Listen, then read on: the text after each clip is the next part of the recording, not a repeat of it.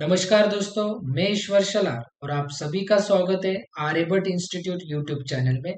दोस्तों, आज हम इंजीनियरिंग मैकेनिक्स में फ्रिक्शन इस टॉपिक में ब्लॉक के प्रॉब्लम डिस्कस करेंगे।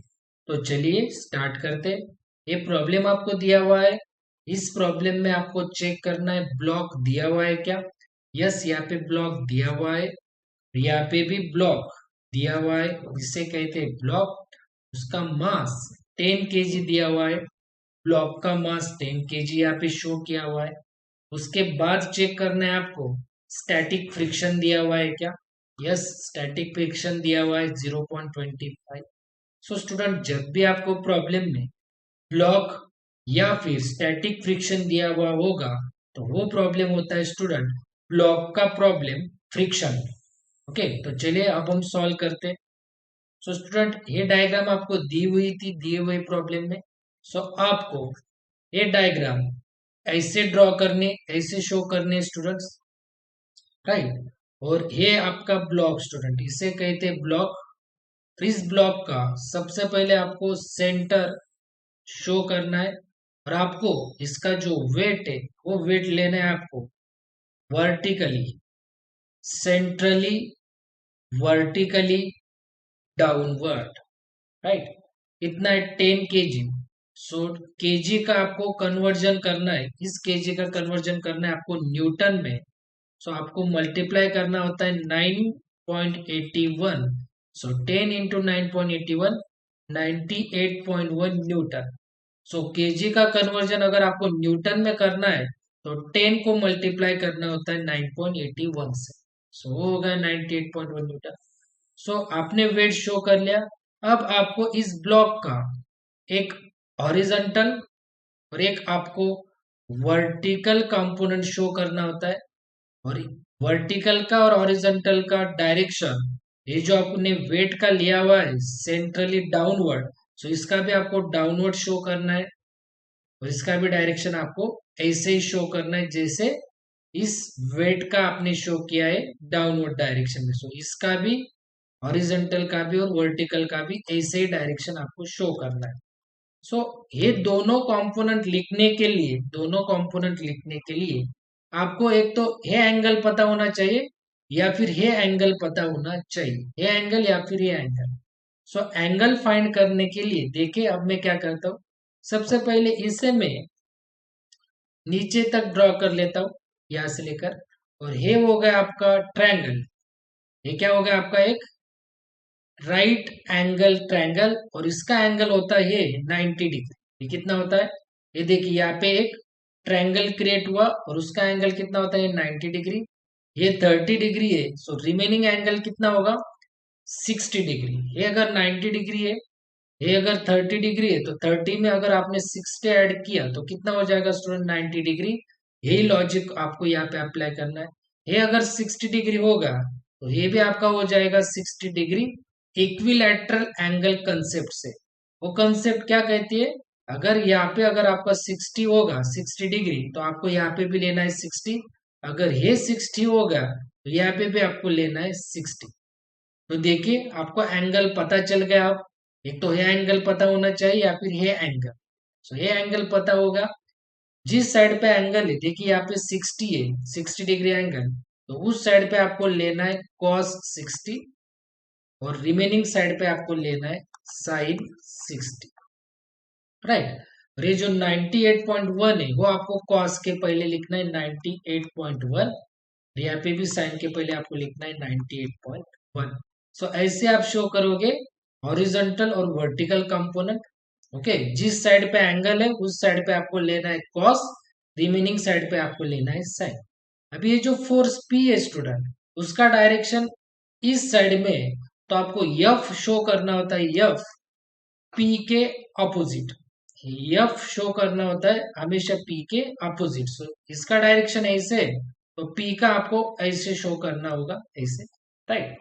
और उसके बाद आपको नॉर्मल रिएक्शन शो करना होता है। नॉर्मल रिएक्शन हमेशा आपको वर्टिकली, अपवर्ड अपवर्ड डायरेक्शन में शो करना होता है। जो भी आपका सरफेस है, ये जो सरफेस है स्टूडेंट, इसे आपको परपेंडिकुलर शो करना होता है are.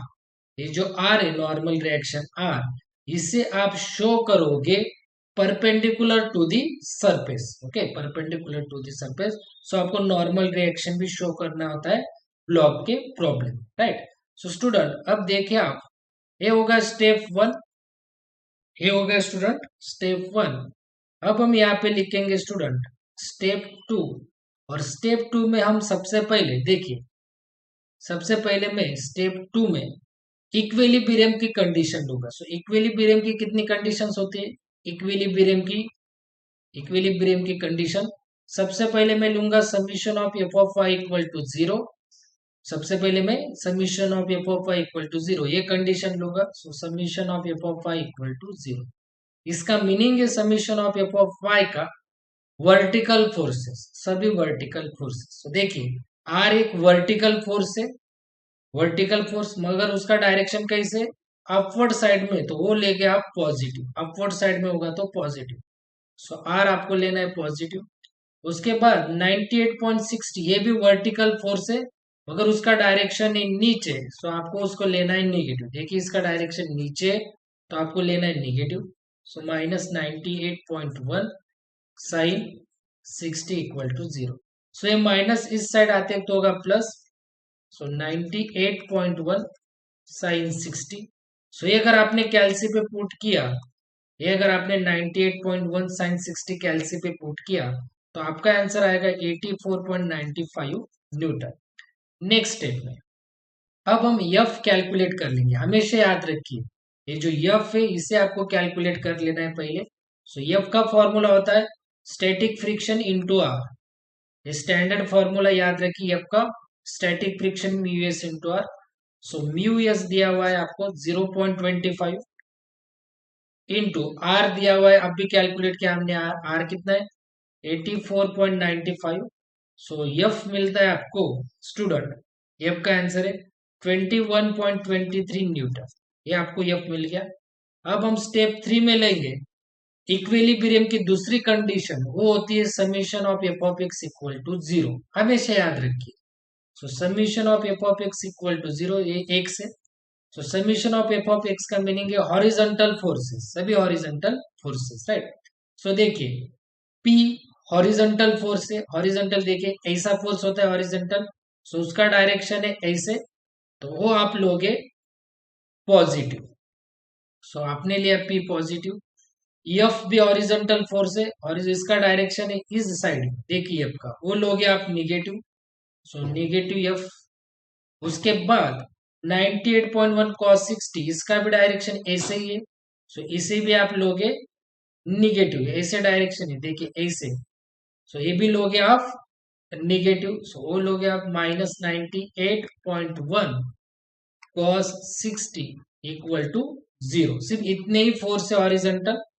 So P minus F, F कितना है देखिए 21.23 माइनस 90, देखिए एफ अब भी कैलकुलेट किया है ना हमने 98.1 cos 60 equal to zero. So P as it is a minus इस साइड आते तो होगा प्लस 21.23, ये माइनस इस साइड आते हुए तो होगा प्लस 98.1 cos 60। सो ये अगर आपने कैलसी पे पुट किया, तो कैलसी पे आंसर आएगा 70.28 न्यूटन। सो यही आपको फाइंड करने के लिए पूछा था दिए हुए प्रॉब्लम में, maximum force P. So this is your final answer.